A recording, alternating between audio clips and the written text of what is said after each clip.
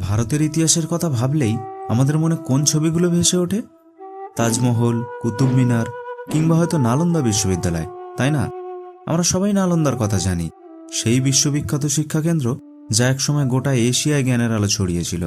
কিন্তু কি হবে যদি বলি নালন্দার সমসাময়িক এক বিশাল জ্ঞানকেন্দ্র আজও প্রায় সবার চোখের আড়ালে লুকিয়ে আছে পূর্ব ভারতেরই এক কোণে? যদি বলি এমন এক জায়গা আছে যেখানে বৌদ্ধ ধর্মের এক নতুন অধ্যায়ের জন্ম হয়েছিল, যার ঢেউ পৌঁছে গিয়েছিল তিব্বত থেকে ইন্দোনেশিয়া পর্যন্ত, চলুন আজ ডুব দেওয়া যাক ভারতের ইতিহাসেরই এমনই এক প্রায় হারিয়ে যাওয়া অধ্যায়ের খোঁজে, যা আপনাকে অবাক করতে বাধ্য। নমস্কার, আমি সুশান্ত, আর তুমি দেখছো পথিকের পৃথিবী। আমাদের এই চ্যানেলের উদ্দেশ্য শুধু সুন্দর জায়গা দেখানো নয়, বরং সেই সব জায়গার পেছনের গল্পগুলোও তুলে ধরা, যা হয়তো বইয়ের পাতায় সেভাবে পাওয়া যায় না। আজকের আলোচনা কোনো সাধারণ পর্যটন কেন্দ্র নিয়ে নয়, বরং ইতিহাসের সেই অধ্যায় নিয়ে যেখানে খুব কম মানুষেরই চোখ পড়েছে। আজকের আমাদের আলোচনার কেন্দ্রবিন্দু ওড়িশার ডায়মন্ড ট্রায়াঙ্গেল বা হীরের ত্রিভুজ, রত্নগিরি, উদয়গিরি আর ললিতগিরি। এই তিনটি প্রাচীন বৌদ্ধ বিহার মিলে এক অসাধারণ ঐতিহাসিক ত্রিভুজ তৈরি করেছে, যা একসময় বৌদ্ধ দর্শনের অন্যতম প্রধান কেন্দ্র ছিল। আর এই ত্রিভুজের সবচেয়ে উজ্জ্বল রত্ন হল রত্নগিরি, যার নামের মানেই হল মণির পাহাড় বা হিলস অব জুয়েলস। আজকের আমাদের লক্ষ্য হলো খুঁজে বের করা কেন এই রত্নগিরিকে ভারতের এক সত্যিকারের লুকোনো রত্ন বলা হয়। যখন প্রথমবারের কথা শোনা যায় তখন বিশ্বাস করা কঠিন হয়, নালন্দার মতো এক বিরাট শিক্ষা কেন্দ্র, অথচ তার নাম প্রায় কেউই জানে না। কি এমন রহস্য লুকিয়ে আছে এই পাহাড়ের বুকে? কেন এর ইতিহাস এতটা বিস্মৃতির আড়ালে? চলুন এই সব প্রশ্নের উত্তর খুঁজতেই শুরু করা যাক আমাদের আজকের এই জ্ঞানযাত্রা।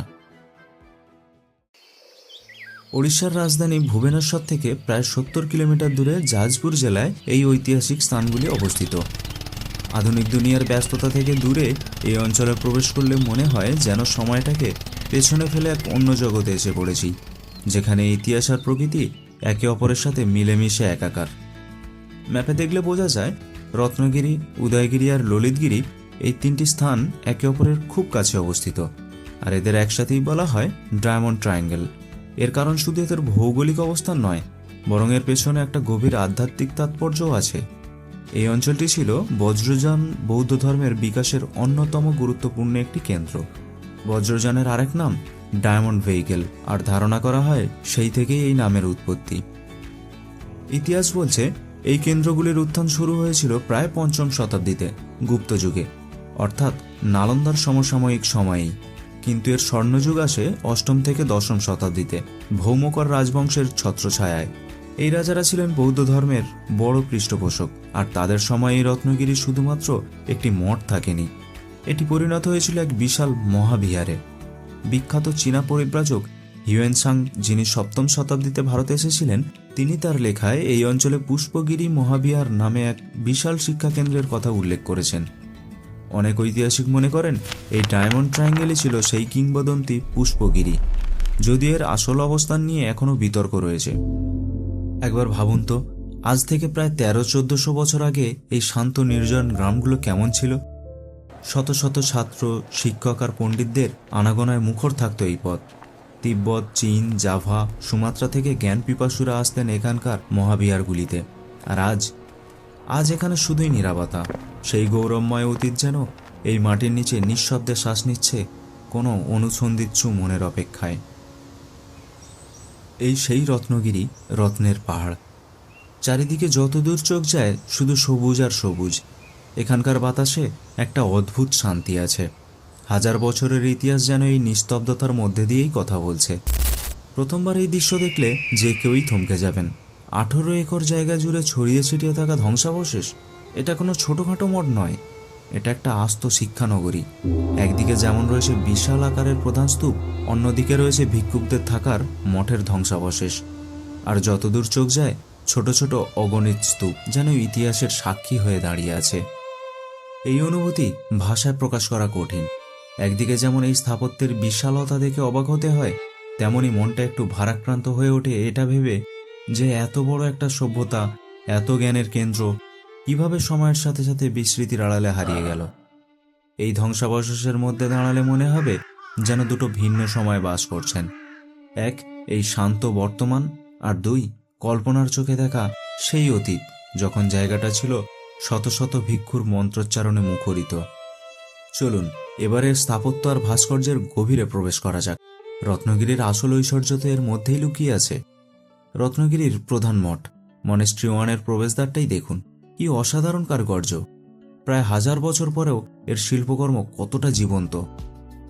এই দরজা পেরিয়ে ভেতরে প্রবেশ করলে মনে হবে আপনি এক অন্য যুগে চলে এলেন। এই মঠটি একটি 4 কোণা উঠোনকে কেন্দ্র করে তৈরি। চারপাশে সারিবদ্ধভাবে রয়েছে 24টির মতো ঘর। এগুলো ছিল ভিক্ষু এবং ছাত্রদের থাকার জায়গা, অনেকটা আজকের দিনের হোস্টেলের মতো। প্রতিটি ঘরের সামনে একটা টানা বারান্দা। ভাবুন তো একবার, সকাল সন্ধ্যায় এই বারান্দাগুলো কত না জ্ঞানী মানুষের আনাগোনা ছিল, কত না দার্শনিক তর্ক বিতর্ক হতো এখানে। এখনকার দেয়ালের প্রতিটি ইট, প্রতিটি পাথর যেন সেই সব দিনের গল্প বলতে চায়। এর গঠনশৈলী নালন্দার মঠগুলোর কথা মনে করিয়ে দেয়, যা প্রমাণ করে যে এই দুটি শিক্ষা কেন্দ্রের মধ্যে যোগ ছিল। এবার আসা যাক রত্নগিরির সবচেয়ে চিত্তাকর্ষক স্থাপত্য, এর প্রধান স্তূপ বা মহাস্তূপের দিকে। প্রায় 17 ফুট উঁচু এই স্তূপটি 9ম শতাব্দীতে তৈরি হয়েছিল বলে মনে করা হয়। বৌদ্ধ ধর্মের স্তূপ হল অত্যন্ত পবিত্র একটি স্থাপত্য, যা বুদ্ধের মহাপরিনির্বাণের প্রতীক। কিন্তু রত্নগিরিকে যা সত্যি অনন্য করে তুলেছে তা হল এই মহাস্তূপকে ঘিরে থাকা অগণিত ছোট ছোট স্তূপ। এগুলিকে বলা হয় ভোটিভ স্তূপ। প্রত্নতাত্ত্বিকরা এখানে 700-রও বেশি ভোটিভ স্তূপের সন্ধান পেয়েছেন, যা ভারতে পাওয়া এই ধরনের স্তূপের অন্যতম বড় সংগ্রহ। এই স্তূপগুলি আসলে ছিল এক ধরনের উৎসর্গ বা মানত। দূর দূরান্ত থেকে আসা তীর্থযাত্রীরা পুণ্য অর্জনের জন্য বা মনস্কামনা পূর্ণের জন্য এই ছোট ছোট স্তূপগুলি নির্মাণ করাতেন। এই হাজার হাজার স্তূপ একসঙ্গে মিলে এই জায়গাটিকে এক আধ্যাত্মিক চৌম্বক ক্ষেত্রে পরিণত করেছে। তবে রত্নগিরির আসল রত্ন হল এর ভাস্কর্য। এখানকার পাথর খোদাই করে তৈরি মূর্তিগুলি ভারতীয় শিল্পকলার এক চূড়ান্ত নিদর্শন। বিশেষ করে এখানকার বৌদ্ধের মূর্তিগুলো অসাধারণ। এই মূর্তিগুলির মুখের অভিব্যক্তি দেখুন, কি গভীর প্রশান্তি, কি অপরিসীম করুণা। 1000 বছর ধরে রোদ, জল, ঝড় সহ্য করেও এই পাথরগুলো যেন আজও সেই শান্তির বার্তা বয়ে নিয়ে চলেছে। বুদ্ধের মূর্তি ছাড়াও এখানে তারার মতো বিভিন্ন বোধিসত্ত্বের মূর্তি পাওয়া গেছে, যা প্রমাণ করে যে রত্নগিরি মহাযান বৌদ্ধ ধর্মের পাশাপাশি তান্ত্রিক বৌদ্ধ ধর্ম বা বজ্রযানেরও একটি গুরুত্বপূর্ণ পীঠস্থান ছিল। রত্নগিরি স্থাপত্য ও ইতিহাসের এই ভার্চুয়াল সফরের পর এখন সেই মূল প্রশ্নে ফেরা যাক, কেন এই জায়গাটিকে ভারতের আসল রত্ন বলা হচ্ছে? নালন্দা তো আমাদের গর্ব, আমাদের ইতিহাসের এক উজ্জ্বল অধ্যায়। তাহলে রত্নগিরি কেন বিশেষ? প্রথম কারণ হলো এর স্বাতন্ত্র্য।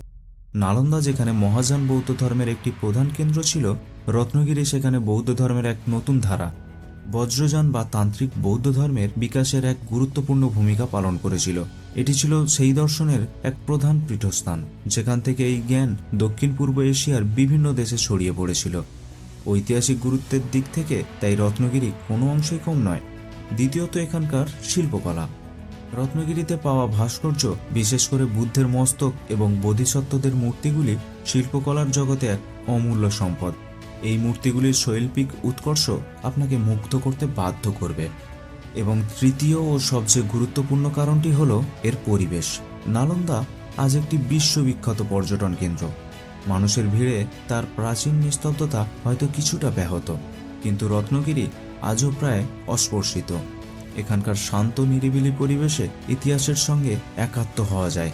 কোলাহল বা ভিড় না থাকায় দর্শনার্থীরা এখানে এক অন্যরকম অনুভূতি পান, আবিষ্কারের আনন্দ।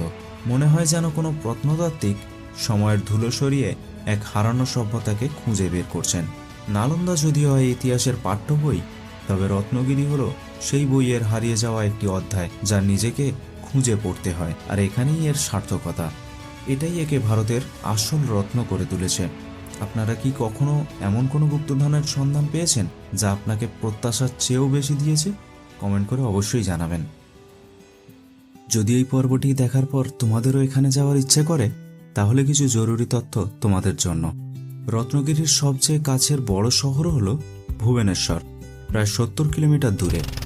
ভুবনেশ্বর থেকে গাড়ি ভাড়া করে খুব সহজেই এখানে পৌঁছানো যায়। সময় লাগবে 1.5 থেকে 2 ঘন্টা। এখানে যাওয়ার সেরা সময় হলো অক্টোবর থেকে মার্চ মাস, যখন আবহাওয়া বেশ ভালো থাকে। সকাল থেকে সূর্যাস্ত পর্যন্ত এই প্রত্নতাত্ত্বিক এলাকাটি খোলা থাকে। পুরো রত্নগিরি ভালো করে ঘুরে দেখতে হাতে অন্তত 2-3 ঘন্টা সময় রাখতে হবে। আর যদি পুরো ডায়মন্ড ট্রায়াঙ্গেল অর্থাৎ রত্নগিরি, উদয়গিরি ও ললিতগিরি একদিনে দেখতে চান, তাহলে সকাল সকাল বের হওয়াই ভালো।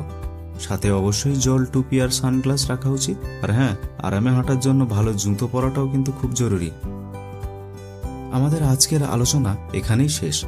যখন রত্নগিরির বুকে সূর্য ডোবে, তখন এই প্রাচীন পাথরগুলি যেন আরও একবার রাতের আঁধারে নিজেদের রহস্য লুকিয়ে ফেলার প্রস্তুতি নেয়। নালন্দা আমাদের গর্ব, কিন্তু রত্নগিরির মতো জায়গাগুলো আমাদের মনে করিয়ে দেয় যে ভারতের ইতিহাসে এখনো কত অজানা অধ্যায় লুকিয়ে আছে, কত গল্প আমাদের শোনার অপেক্ষায় রয়েছে। এই জায়গাগুলো শুধু ইট পাথরের স্তূপ নয়, এগুলো আমাদের অতীতের শেকড়। এদেরকে জানা, এদেরকে বাঁচিয়ে রাখা আমাদের সকলের দায়িত্ব। কেমন লাগলো আজকের এই পর্ব? যদি ভিডিওটি তোমাদের ভালো লেগে থাকে, তাহলে অবশ্যই লাইক করো, বন্ধুদের সাথে শেয়ার করো, আর এই ধরনের আরও হারানো ইতিহাস খুঁজে বের করার সাক্ষী হতে আমাদের চ্যানেলটি সাবস্ক্রাইব করতে ভুলো না। আবার দেখা হবে নতুন কোনো গল্পের খোঁজে, নতুন কোনো অজানা পথের বাঁকে। ততদিন সবাই খুব ভালো থেকো।